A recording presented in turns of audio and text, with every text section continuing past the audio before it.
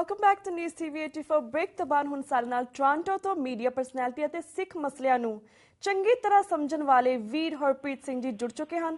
ਆਓ ਅਸੀਂ ਇਹਨਾਂ ਨਾਲ ਸਵਾਲਾਂ ਦਾ ਸਿਲਸਿਲਾ ਸ਼ੁਰੂ ਕਰਦੇ ਹਾਂ। ਜੀ ਵੀਰ ਜੀ, ਵਾਹਿਗੁਰੂ ਜੀ ਕਾ ਖਾਲਸਾ, ਵਾਹਿਗੁਰੂ ਜੀ ਕੀ ਫਤਿਹ। ਹਾਂਜੀ, ਵਾਹਿਗੁਰੂ ਜੀ ਕਾ ਖਾਲਸਾ, ਵਾਹਿਗੁਰੂ ਜੀ ਕੀ ਫਤਿਹ। ਔਰ ਇਸ ਫਤਿਹ ਦੇ ਵਿੱਚ ਅਸੀਂ ਜਿੰਨੇ ਸਾਡੇ ਦਰਸ਼ਕ ਨੇ ਜਾਂ ਸਰੋਤੇ ਨੇ ਉਹਨਾਂ ਨੂੰ ਵੀ ਇਨਵੋਲਵ ਕਰਦੇ ਹਾਂ। ਹਾਂਜੀ, ਵਾਹਿਗੁਰੂ ਜੀ ਕਾ ਖਾਲਸਾ, ਵਾਹਿਗੁਰੂ ਜੀ ਕੀ ਫਤਿਹ।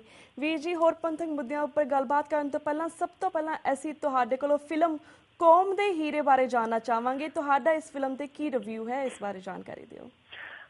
ਹਾਂਜੀ, ਪਹਿਲਾਂ ਤਾਂ ਮੈਂ ਇਹ ਕਹਿਣਾ ਚਾਹਾਂਗਾ ਕਿ ਜੋ ਰਾਜ ਕਾਕੜਾ ਖਾਸ ਤੌਰ ਦੇ ਉੱਤੇ ਜੀ ਉਹਨਾਂ ਨੂੰ ਇਸ ਚੀਜ਼ ਦੀ ਮੁਬਾਰਕਬਾਦ ਜਾਂਦੀ ਆ ਵੀ ਇੰਨੇ ਸੈਂਸਿਟਿਵ ਇਸ਼ੂ ਦੇ ਉੱਤੇ ਔਰ ਇਹੋ ਜਿਹੇ ਇਸ਼ੂ ਦੇ ਉੱਤੇ ਜਿਹਦੇ ਬਾਰੇ ਗੱਲ ਕਰਨਾ, ਇਹੋ ਜਿਹੀ ਗੱਲ ਕਰਨੀ ਔਰ ਹਰੇਕ ਦੇ ਜਿਹੜੇ ਗੋਡੇ ਆ ਉਹ ਇਹੋ ਜਿਹਾ ਭਾਰ ਨਹੀਂ ਚੱਲਦੇ। ਔਰ ਪਿਛਲਾ ਜਿਹੜਾ ਇੱਕ ਬਹੁਤ ਲੰਮੇ ਅਰਸੇ ਤੋਂ ਇਹ ਨਹੀਂ, ਔਰ ਕੰਸਿਸਟੈਂਟਲੀ ਇਹ ਨਹੀਂ ਹੈਗਾ ਕਿ ਅੱਜ ਉਹਨਾਂ ਨੇ ਆਪਣੇ ਮਨ ਦੇ ਵਲਵਲੇ ਜਿਹੜੇ ਹੈਗੇ ਉਹ ਸਾਂਝੇ ਕੀਤੇ, ਕੱਲ੍ਹ ਨੂੰ ਫੇਰ ਕਿਸੇ ਹੋਰ ਧਾਰਾ ਦੇ ਪ੍ਰਭਾਵ ਥੱਲੇ ਆ ਕੇ ਉਹਨਾਂ ਨੇ ਆਪਣਾ ਮਨ ਬਦਲਿਆ। ਪਿਛਲੇ 3-4 ਸਾਲਾਂ ਤੋਂ ਜਿਹੋ ਜਿਹਾ ਉਹ ਆਪਣੇ ਹਿੱਕ ਦੇ ਜ਼ੋਰ ਦੇ ਨਾਲ ਗਾ ਰਹੇ ਨੇ ਔਰ ਪੂਰੀ ਵਿਦਰੋਹੀ ਸੁਰ ਦੇ ਵਿੱਚ, ਚਾਹੇ ਉਹਨਾਂ ਦੇ ਵਿੱਚ ਉਹ ਇਹ ਕਹਿ ਰਹੇ ਨੇ ਕਿ ਇਹ ਭਾਰਤ ਤੂੰ ਉਹ ਭਾਰਤ ਨਹੀਂ ਜਿਹਦੇ ਲਈ ਅਸੀਂ ਹੱਸ ਕੇ ਫਾਂਸੀਆਂ ਉੱਤੇ ਚੜ੍ਹਦੇ ਰਹੇ, ਤੇ ਜਾਂ ਉਹ ਇਹ ਕਹਿ ਰਹੇ ਨੇ ਕਿ ਔਰ ਇਸ ਚੀਜ਼ ਦਾ ਇੰਕਸ਼ਾਫ ਕਰਦਾ ਉਹ ਬੰਦਾ ਐਜ਼ ਏ ਸਿੱਖ ਇਸ ਗੱਲ ਦਾ ਇੰਕਸ਼ਾਫ ਇਹ ਕਰ ਰਿਹਾ, ਕਨਫੈਸ ਕਰ ਰਿਹਾ ਉਹ ਸਾਰਿਆਂ ਦੇ ਅੱਗੇ ਕਿ ਹਾਂ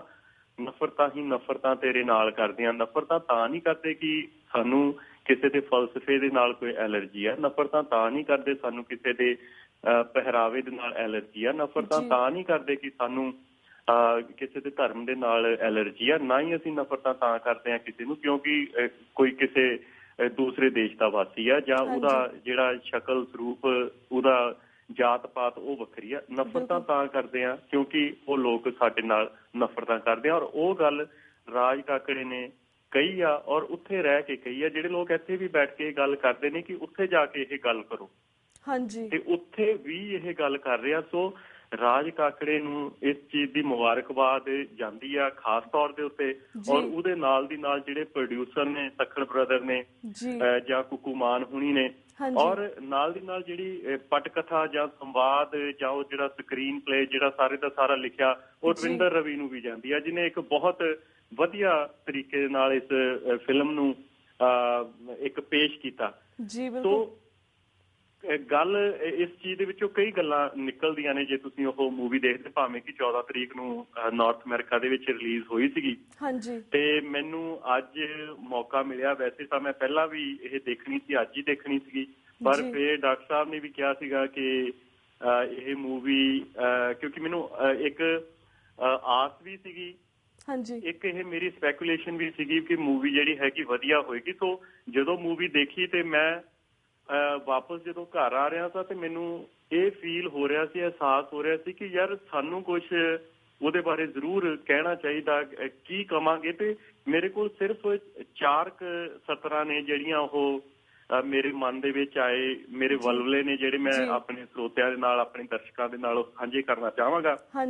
ਉਹ ਅਗਰ ਦਾਸਤਾਂ ਮਰਦੇ ਮੁਜਾਹਿਦ ਬਣਾਏ ਨਾ ਜੂੰ, ਵੀ ਜੇ ਭਾਈ ਸਤਵੰਤ ਸਿੰਘ ਵਰਗੇ, ਭਾਈ ਬੇਅੰਤ ਸਿੰਘ ਵਰਗੇ, ਭਾਈ ਕੇਰ ਸਿੰਘ ਵਰਗੇ ਜਿਹੜੇ ਮਰਦੇ ਮੁਜਾਹਿਦ ਨੇ, ਉਹ ਇਹੋ ਜਿਹੀਆਂ ਦਾਸਤਾਨਾਂ, ਇਹੋ ਜਿਹੀਆਂ ਕਹਾਣੀਆਂ, ਇਹੋ ਜਿਹੇ ਜਿਹੜੇ ਸਾਕੇ ਲਿਖਦੇ ਹੀ ਨਾ, ਬਣਾਉਂਦੇ ਹੀ ਨਾ, ਗਰ ਦਾਸਤਾਂ ਮਰਦੇ ਮੁਜਾਹਿਦ ਬਣਾਏ ਨਾ यूं और सलीका बयानी का भी कम ना हो, ऐसा मुमकिन नहीं सीने से निकले ना आह, मुंह से निकले ना वाह और दीदे नम ना हो। ਕਿਉਂਕਿ ਇਹ ਸਾਰੀਆਂ ਚੀਜ਼ਾਂ ਮੈਂ ਉੱਥੇ ਦੇਖੀਆਂ। ਇੱਕ ਤਾਂ ਪਹਿਲੀ ਗੱਲ ਕਿ ਜੋ ਕਹਾਣੀ ਰਚੀ ਆ, ਇੱਕ ਦਾਸਤਾਨ ਜਿਹੜੀ ਆ ਇਹ ਉਹ ਰਚੀ ਗਈ ਆ ਸ਼ਹੀਦ ਭਾਈ ਬੇਅੰਤ ਸਿੰਘ ਵੱਲੋਂ, ਸ਼ਹੀਦ ਭਾਈ ਸਤਵੰਤ ਸਿੰਘ ਵੱਲੋਂ, ਸ਼ਹੀਦ ਭਾਈ ਕੇਰ ਸਿੰਘ ਦੇ ਵੱਲੋਂ, ਔਰ ਨਾਲ ਦੀ ਨਾਲ ਜਿਹੜਾ ਬਿਆਨੀ ਦਾ ਸਲੀਕਾ, ਜਿਸ ਤਰੀਕੇ ਦੇ ਨਾਲ ਉਹ ਪੇਸ਼ ਕੀਤੀ ਗਈ ਮੂਵੀ, ਔਰ ਉਹਦੇ ਵਿੱਚ ਵੀ ਕੋਈ ਕਮੀ ਨਹੀਂ। ਜੇ ਅਸੀਂ ਆਪਣੇ ਹਿਸਾਬ ਦੇ ਨਾਲ ਉਹ ਦੇਖਦੇ ਹਾਂ ਕਿ ਇੰਨੀ 30 ਸਾਲ ਦੇ ਬਾਅਦ ਇਹ ਇੱਕ ਉਹ ਇਤਿਹਾਸ ਦੇ ਪੰਨਿਆਂ ਨੂੰ ਸਕਰੀਨ ਦੇ ਉੱਤੇ ਦਿਖਾਇਆ ਗਿਆ, ਤੇ ਜਿਸ ਤਰੀਕੇ ਦੇ ਨਾਲ ਜਿੰਨੇ ਥੋੜੇ ਜਿਹੇ ਬਜਟ ਦੇ ਵਿੱਚ ਉਸ ਸਾਰੀ ਦੀ ਸਾਰੀ ਫਿਲਮ ਨੂੰ ਪੇਸ਼ ਕੀਤਾ ਗਿਆ, ਉਹ ਵੀ ਜਿਹੜੀ ਆ ਜੋ ਉਹਦਾ ਬਿਆਨ ਕਰਨ ਦਾ ਸਲੀਕਾ, ਤਰੀਕਾ, ਉਹ ਵੀ ਕੋਈ ਕਿਸੇ ਤੋਂ ਘੱਟ ਨਹੀਂ ਸੀ। ਔਰ ਇਹੀ ਕਾਰਨ ਸੀਗਾ ਜਦੋਂ ਮੈਂ ਆਪਣਾ ਆਲਾ ਦੁਆਲਾ ਦੇਖਿਆ, ਮੇਰੇ ਬਿਲਕੁਲ ਨਾਲ ਵਾਲੀ ਸੀਟ ਦੇ ਤੇ ਮੈਂ ਜੋ ਹੁਣ ਤੁਹਾਡੇ ਨਾਲ ਗੱਲਬਾਤ ਕਰ ਰਿਹਾ, ਇਹਦੇ ਵਿੱਚ ਕੋਈ ਇਹ ਨਹੀਂ ਕਿ ਮੈਂ ਆਪ ਕੋਈ ਇੱਕ ਕਹਾਣੀ ਤੁਹਾਨੂੰ ਸੁਣਾ ਰਿਹਾ। ਮੈਂ ਬਿਲਕੁਲ ਨਾਲ ਦੇ ਬੰਦੇ ਜਦੋਂ ਦੇਖੇ, ਮੈਂ ਬਹੁਤ ਵਾਰ ਦੇਖਿਆ ਕਿ ਉਸ ਸ਼ਖਸ ਨੇ ਜੋ ਨਾਲ ਬੈਠਾ ਸੀ, ਬੇਸ਼ੱਕ ਉਹ ਵੀਰ ਸਾਡਾ ਮੋਨਾ ਸੀ, ਟੋਪੀ ਲਈ ਹੋਈ ਸੀ, ਔਰ 2-3 ਵਾਰੀ ਮੈਂ ਉਹਨੂੰ ਆਪਣੀਆਂ ਅੱਖਾਂ ਜਿਹੜੀਆਂ ਆ ਉਹਨੂੰ ਮਤਲਬ ਕਿ ਹੰਝੂ ਪੂੰਝਦੇ ਆਪ ਦੇਖਿਆ ਹੈ ਨਾ। ਤੋ ਇਹ ਸਾਰੀਆਂ ਚੀਜ਼ਾਂ ਐਸਾ ਮੁਮਕਿਨ ਨਹੀਂ ਸੀਨੇ ਸੇ ਨਿਕਲੇ ਨਾ ਆਹ, ਮੂੰਹ ਸੇ ਨਿਕਲੇ ਨਾ ਵਾਹ, ਔਰ ਦੀਦੇ ਨਮ ਨਾ ਹੋ। ਔਰ ਉਹਨਾਂ ਦੀਆਂ ਜਿਹੜੀਆਂ ਦੀਦੇ ਜਿਹੜੀਆਂ ਉਹਨਾਂ ਦੀਆਂ ਅੱਖਾਂ ਦੇ ਵਿੱਚ ਨਵੀਂ ਜ਼ਰੂਰ ਆਈ। ਔਰ ਜੋ ਜਕਾਰਿਆਂ ਦੀ ਗੂੰਜ ਉਹ ਆਹ ਵੀ ਨਿਕਲੀ, ਉਹ ਵਾਹ ਵੀ ਨਿਕਲੀ, ਜਿਹੜੀ ਕਿ ਵਾਰ-ਵਾਰ ਸਾਨੂੰ ਸੁਣਾਈ ਦੇ ਰਹੀ ਸੀ ਜੀ। ਔਰ ਵਾਕਈ ਓਵਰਆਲ ਜਿਹੜੀ ਆ ਇਹ ਮੂਵੀ ਬਹੁਤ ਵਧੀਆ। ਔਰ ਸਭ ਤੋਂ ਵੱਡੀ ਗੱਲ ਇਹ ਕਿ ਟਿਊਜ਼ਡੇ, ਅੱਜ ਮੰਗਲਵਾਰ ਹੋਣ ਦੇ ਬਾਵਜੂਦ ਵੀ ਜਿਹੜਾ ਹਾਊਸਫੁੱਲ ਸੀ ਜੀ, ਉੱਥੇ ਸਾਨੂੰ ਟਿਕਟਾਂ ਨਹੀਂ ਮਿਲੀਆਂ। ਔਰ ਮੈਨੂੰ ਵੀ ਟਿਕਟ ਜਿਹੜੀ ਮਿਲੀ ਆ ਕਿਸੇ ਤੋਂ ਮਿਲੀ ਆ। ਸੋ ਇਹ ਜਦ ਕਿ ਇੱਥੇ ਪ੍ਰਮੋਸ਼ਨ ਵੀ ਕੋਈ ਬਹੁਤ ਜ਼ਿਆਦਾ ਨਹੀਂ ਹੋ ਰਹੀ ਇਸ ਮੂਵੀ ਦੀ। ਬਹੁਤ ਸਾਰੇ ਰੇਡੀਓ ਸਟੇਸ਼ਨ ਇੱਕ ਘੁਰਕੀ ਜਾਂ ਬੁਰਕੀ ਦੇ ਮਰੀਜ਼ ਨੇ, ਉਹ ਕਦੀ ਉਹਨਾਂ ਨੂੰ ਬੁਰਕੀ ਪੈਂਦੀ ਆ, ਕਦੀ ਉਹਨਾਂ ਨੂੰ ਘੁਰਕੀ ਮਿਲ ਜਾਂਦੀ ਆ ਉੱਪਰਲੇ ਆਕਿਆਂ ਤੋਂ, ਤੇ ਫਿਰ ਉਹ ਇਹ ਗੱਲਾਂ ਕਰਕੇ ਰਾਜ਼ੀ ਨਹੀਂ ਹੈ। ਪਰ ਫਿਰ ਵੀ ਜਿਸ ਹਿਸਾਬ ਦੇ ਨਾਲ ਲੋਕਾਂ ਦਾ ਉੱਥੇ ਹੜ ਸੀ, ਉਹਨਾਂ ਦੇ ਵਿੱਚ ਬੱਚੇ ਸੀ, ਉਹਨਾਂ ਦੇ ਵਿੱਚ ਬਜ਼ੁਰਗ ਸੀ, ਉਹਨਾਂ ਦੇ ਵਿੱਚ ਨੌਜਵਾਨ ਸੀ, ਉਹ ਸਾਰੇ ਦੇ ਸਾਰੇ ਉਸ ਮੂਵੀ ਨੂੰ ਦੇਖਣ ਗਏ ਨੇ, ਇਸ ਪਿਕਚਰ ਨੂੰ ਦੇਖਣ ਗਏ ਨੇ। ਔਰ ਜਦੋਂ ਬਾਹਰ ਆ ਕੇ ਤੁਸੀਂ ਉਹਨਾਂ ਨਾਲ ਗੱਲਬਾਤ ਵੀ ਕਰਦੇ ਆ ਤੇ ਉਹ ਇਹੀ ਉਹਨਾਂ ਦੇ ਮੂੰਹ ਦੇ ਵਿੱਚੋਂ ਬਾਹਰ ਨਿਕਲਦੀ, ਔਰ ਅੱਖਾਂ ਦੇ ਵਿੱਚੋਂ ਬਹੁਤ ਸਾਰੇ ਇਹੋ ਜਿਹੇ ਲੋਕ ਸਨ ਜਿਹੜੀਆਂ ਅਜੇ ਵੀ ਜਿਹੜੇ ਹੰਝੂ ਜਿਹੜੇ ਸੀਗੇ ਉਹ ਦਿਖ ਰਹੇ ਸਨ। ਔਰ ਜਿਸ ਤਰੀਕੇ ਦੇ ਨਾਲ ਵੱਖਰੇ ਵੱਖਰੇ ਕਰੈਕਟਰ ਨੂੰ, ਕਿਰਦਾਰ ਨੂੰ ਨਿਭਾਇਆ ਗਿਆ, ਚਾਹੇ ਉਹ ਰਾਜ ਕਾਕੜੇ ਵੱਲੋਂ, ਮੈਨੂੰ ਉਸ ਵੀਰ ਦਾ ਨਾਂ ਤਾਂ ਨਹੀਂ ਪਤਾ ਜਿਹਨੇ ਸ਼ਹੀਦ ਭਾਈ ਸਤਵੰਤ ਸਿੰਘ ਉਹਨਾਂ ਦਾ ਰੋਲ ਅਦਾ ਕੀਤਾ, ਬਹੁਤ ਸੋਹਣੀ ਪਿਕਚਰਾਈਜ਼ੇਸ਼ਨ ਕੀਤੀ ਗਈ ਆ, ਕਿੰਨੇ ਕੁ ਸੀਮਤ ਸਾਧਨ ਸੀ ਜੀ। ਬਿਲਕੁਲ ਬਿਲਕੁਲ ਵੀਰ ਜੀ।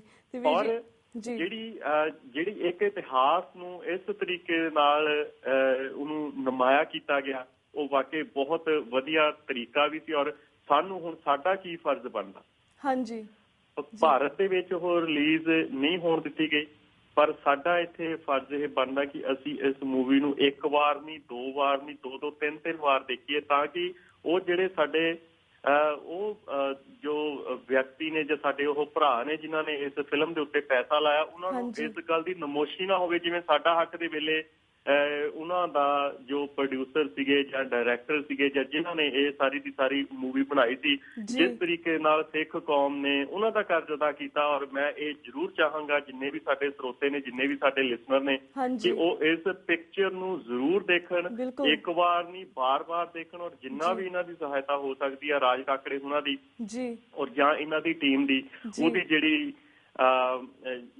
ਉਹਦੀ ਸਪੋਰਟ ਆ ਉਹ ਜ਼ਰੂਰ ਕਰਨ, ਇੰਨੀ ਕਿ ਮੈਂ ਜ਼ਰੂਰ ਬੇਨਤੀ ਕਰਾਂਗਾ। ਔਰ ਇਹਨੂੰ ਵੱਧ ਤੋਂ ਵੱਧ ਜਿੰਨਾ ਵੀ ਤੁਸੀਂ ਸੋਸ਼ਲ ਮੀਡੀਆ ਦੇ ਉੱਤੇ ਲਿਆ ਕੇ ਪ੍ਰਮੋਟ ਕਰ ਸਕਦੇ ਹੋ, ਕਿਉਂਕਿ ਮੈਂ ਪਹਿਲਾਂ ਵੀ ਇਹ ਕਹਿ ਚੁੱਕਾ ਕਿ ਜਿਹੜੇ ਇਹੋ ਜਿਹੇ ਸ਼ਾਹਕਾਰ ਪੇਸ਼ ਕਰਦੇ ਨੇ, ਇਹੋ ਜਿਹੀਆਂ ਜਿਹੜੇ ਪ੍ਰੋਜੈਕਟ ਲੈ ਕੇ ਆਉਂਦੇ ਨੇ ਸਾਡੇ ਵੀਰ, ਉਹ ਬਹੁਤ ਘੱਟ ਨੇ। ਔਰ ਉਹਨਾਂ ਨੂੰ ਸਿਰਫ ਸਾਡਾ ਹੀ ਸਹਿਯੋਗ ਚਾਹੀਦਾ ਹੁੰਦਾ, ਔਰ ਹੋਰ ਕਿਸੇ ਵੀ ਪਾਸੇ ਉਹ ਸਹਿਯੋਗ ਦੀ ਆਸ ਵੀ ਨਹੀਂ ਕਰ ਸਕਦੇ।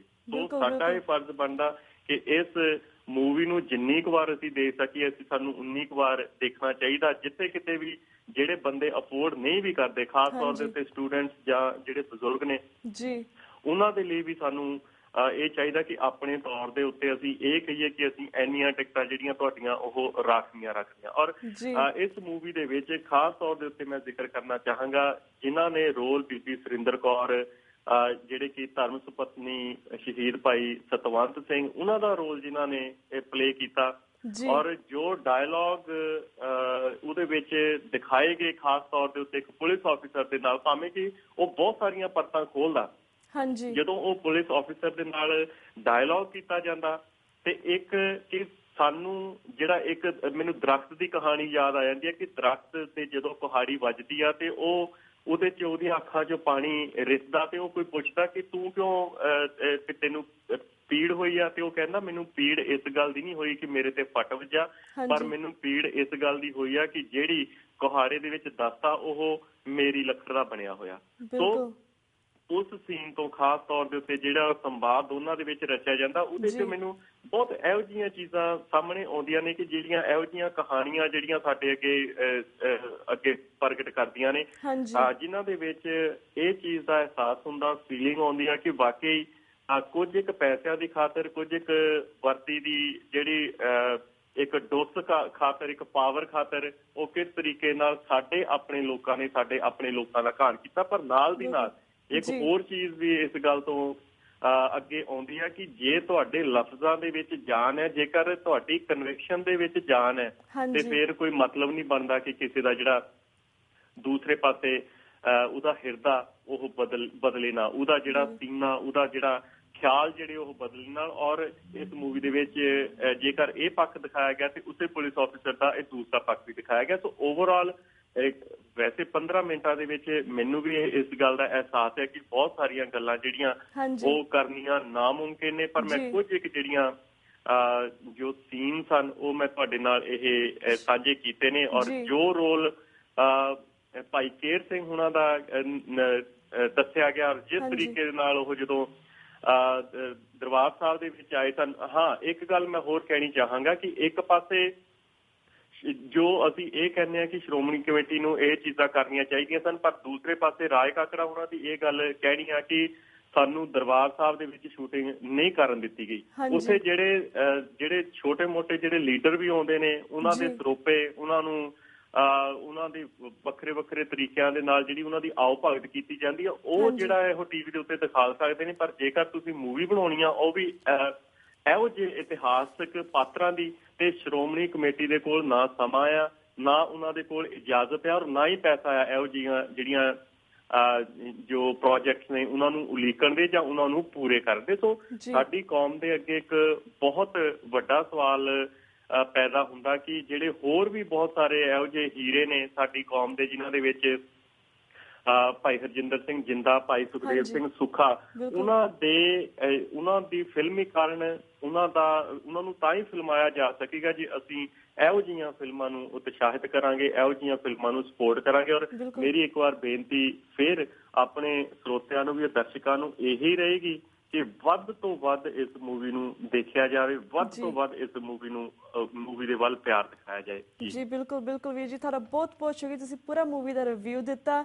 ਤੇ ਅਸੀਂ ਵੀ ਆਪਣੇ ਸਰੋਤਿਆਂ ਸਾਹਮਣੇ ਇਹੀ ਬੇਨਤੀ ਕਰਦੇ ਹਾਂ ਕਿ ਉਹ ਆਪਣੀ ਫੈਮਲੀਜ਼ ਨਾਲ, ਆਪਣੇ ਬੱਚਿਆਂ ਨਾਲ, ਆਪਣੇ ਬਜ਼ੁਰਗਾਂ ਨਾਲ ਜਾ ਕੇ ਇਹ ਮੂਵੀ ਜ਼ਰੂਰ ਦੇਖਣ, ਇਸ ਨੂੰ ਜ਼ਰੂਰ ਸਪੋਰਟ ਕਰਨ। ਅਸੀਂ TV 84 ਤੇ ਇਸ ਨੂੰ ਬਾਰ-ਬਾਰ ਕੱਲ੍ਹ ਵੀ ਪ੍ਰਮੋਟ ਕੀਤਾ ਸੀ, ਪਹਿਲਾਂ ਵੀ ਰਾਜ ਕਾਕੜਾ ਜੀ ਨਾਲ ਗੱਲਬਾਤ ਕਰਕੇ ਪ੍ਰਮੋਟ ਕੀਤਾ ਸੀ। ਅਸੀਂ ਚਾਹੁੰਦੇ ਕਿ ਇਹ ਮੂਵੀ ਸਫਲ ਹੋਵੇ ਤਾਂ ਕਿ ਸਾਡੀ ਆਉਣ ਵਾਲੀ ਜਨਰੇਸ਼ਨ ਨੂੰ ਪਤਾ ਲੱਗੇ ਕਿ ਸਾਡੇ ਸਿੱਖ ਕੌਮ ਦੇ ਵਿੱਚ ਕੈਸੇ ਕੈਸੇ ਸਾਡੇ ਭਰਾ ਪੈਦਾ ਹੋਏ, ਸਾਡੇ ਕੈਸੇ ਕੈਸੇ ਯੋਧੇ ਪੈਦਾ ਹੋਏ ਜਿਨ੍ਹਾਂ ਨੇ ਆਪਣੀਆਂ ਫੈਮਲੀਆਂ ਨੂੰ ਪਿੱਛੇ ਛੱਡ ਕੇ ਕਿਸ ਤਰ੍ਹਾਂ ਆਪਣੀ ਕੌਮ ਦੇ ਉੱਪਰ ਆਪਣੀਆਂ ਜਾਨਾਂ ਵਾਰ ਦਿੱਤੀਆਂ। ਤੇ ਵੀਰ ਜੀ, ਹੁਣ ਸਾਡਾ ਵਕਤ ਸਮਾਪਤੀ ਵੱਲ ਜਾ ਰਿਹਾ, ਤੁਹਾਡੇ ਕੋਲ ਮੈਂ ਇੱਥੇ ਹੀ ਇਜਾਜ਼ਤ ਲੈਂਦੀ ਹਾਂ ਜੀ। ਵਾਹਿਗੁਰੂ ਜੀ ਕਾ ਖਾਲਸਾ, ਵਾਹਿਗੁਰੂ ਜੀ ਕੀ ਫਤਿਹ। ਵਾਹਿਗੁਰੂ ਜੀ ਕਾ ਖਾਲਸਾ, ਵਾਹਿਗੁਰੂ ਜੀ ਕੀ ਫਤਿਹ। ਤੇ ਵਿਊਅਰਸ, ਇੱਥੇ ਮੈਂ ਤੁਹਾਡੇ ਕੋਲ ਇਜਾਜ਼ਤ ਲੈਂਦੀ ਹਾਂ। ਕੱਲ੍ਹ ਨੂੰ ਮਿਲਾਂਗੇ ਸੇਮ ਟਾਈਮ ਸੇਮ ਸ਼ੋਅ ਤੇ। ਤਦ ਤੱਕ ਲਈ ਵਾਹਿਗੁਰੂ ਜੀ ਕਾ ਖਾਲਸਾ, ਵਾਹਿਗੁਰੂ ਜੀ ਕੀ ਫਤਿਹ।